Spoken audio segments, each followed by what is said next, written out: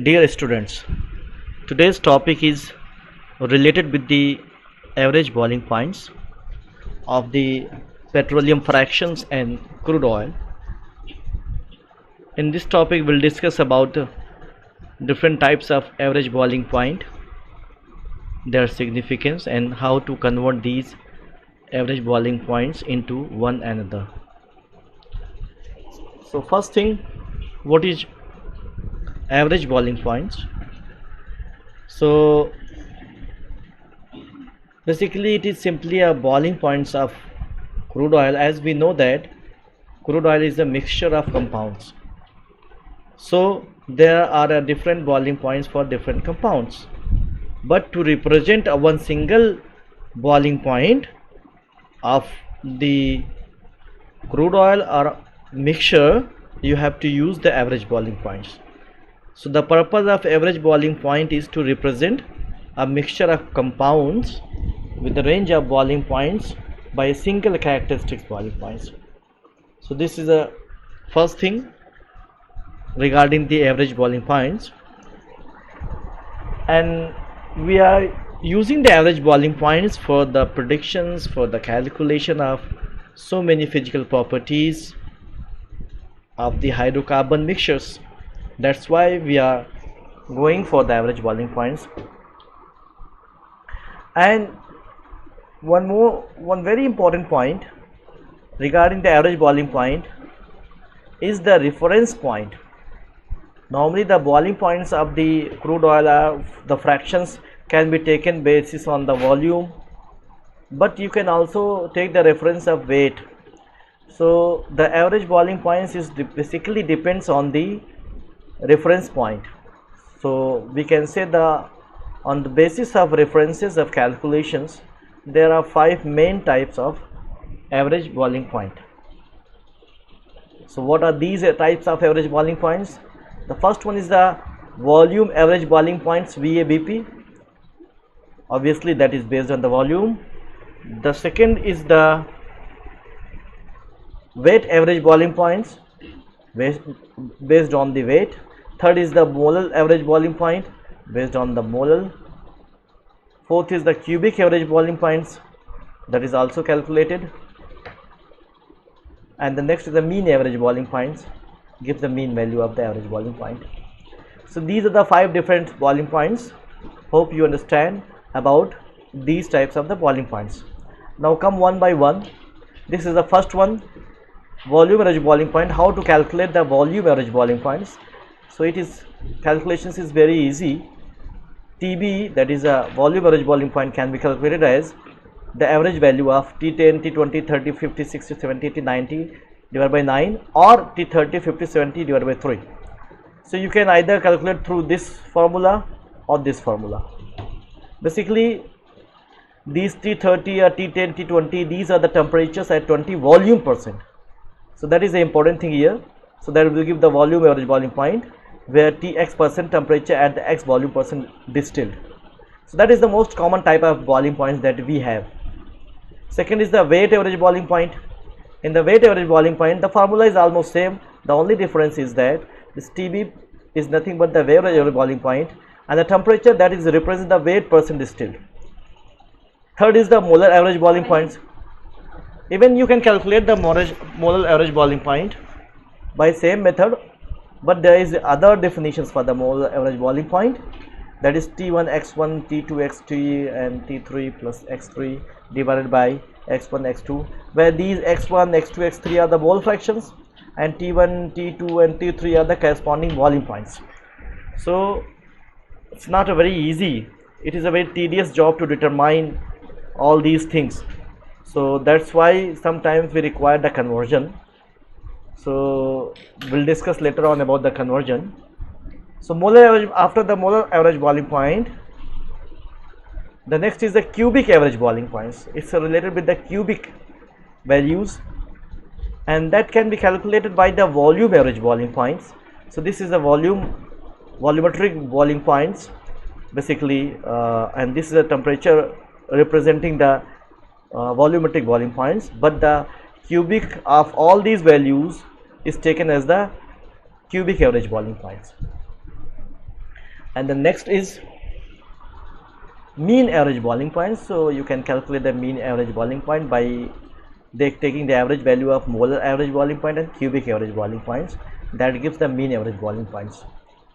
So these why we are going to calculate, that is a big question, to find out these boiling points, because there are so many properties that are very much specific, that are very much related with these boiling points. Some properties are basically use these mean average, molar average, volume average, weight average boiling points to calculate it.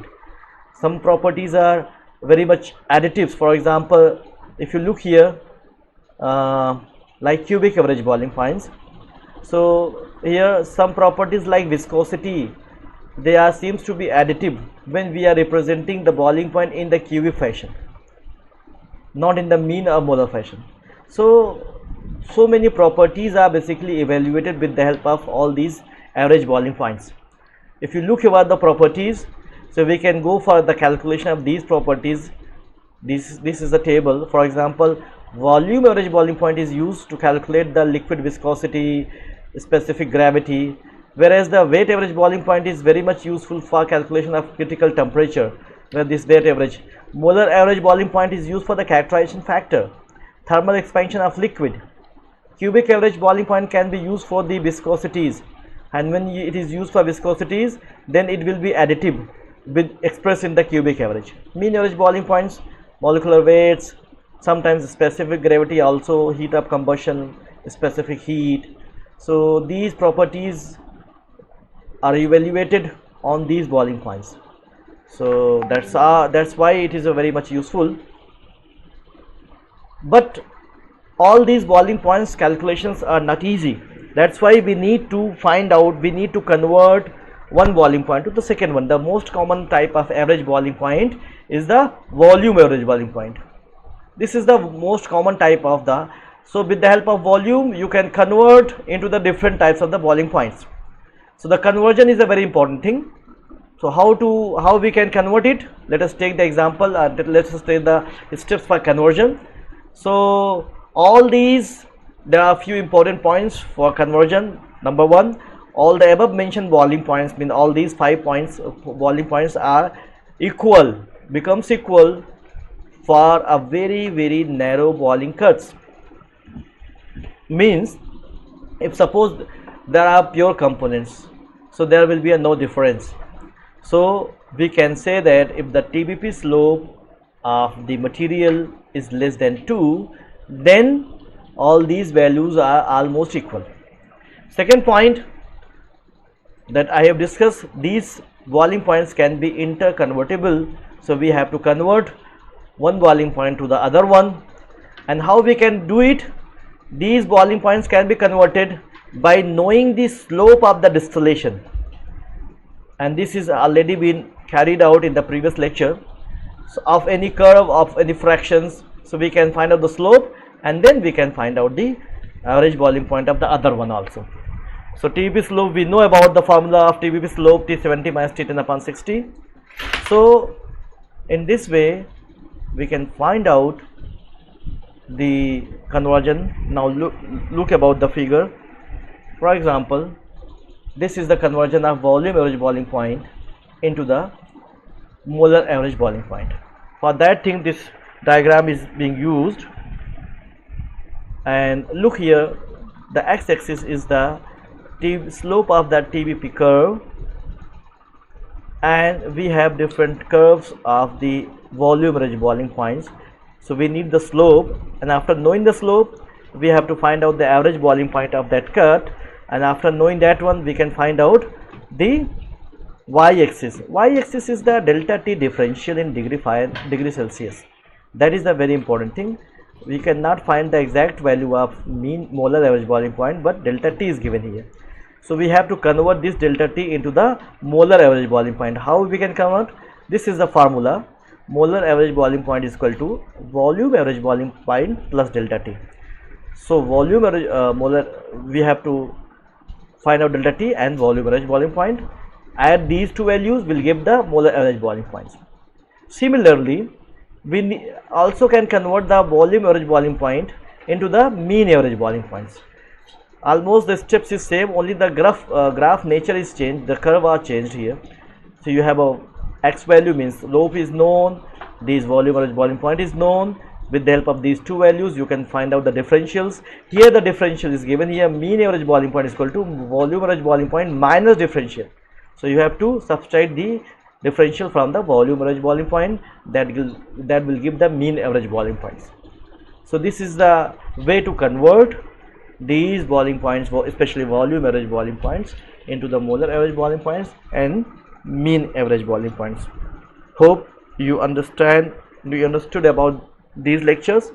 We'll discuss in the next lecture about the problems, and before that let me discuss one more slide, that is the empirical correlations. So these empirical correlations are also available to convert one value, means obviously the volume average boiling point, into the weight average, into the molar average, into the cubic average, into the mean average. So in all these equations you see that this is a volume average boiling point. So you can convert, you can use this equation 3, equation 4, equation 5, equation 6 for weight average, molar average, cubic average and mean average boiling points. So after finding out the delta t value, these are the delta t values. After finding these delta t values, you can find out either weight, mole, cube, mean average boiling point by subtracting from the volume average boiling point minus delta t. So in this way you can also find out all these boiling points by the empirical correlations. So this is all about today's topic. This is the one question. We'll discuss about the question into the next lecture. Thank you. Hope you understood all these points.